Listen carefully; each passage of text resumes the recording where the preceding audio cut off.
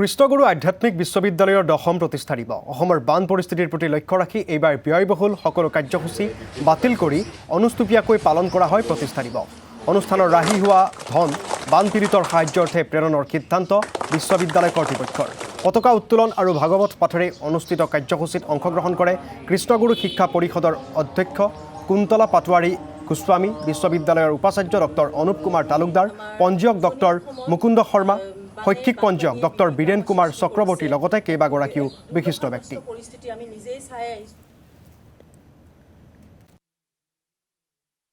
আজি আমাৰ ইয়াত কৃষ্ণগুৰু আধ্যাত্মিক বিশ্ববিদ্যালয়ৰ 10তম প্ৰতিষ্ঠা দিৱস উদযাপন কৰা হৈছে আৰু এই উদযাপন কাৰ্যসূচী আমি বহুত চমুৱাই অনুষ্টুপীয়াকৈ আৰম্ভ কৰিছোঁ আৰু শেষ কৰিম।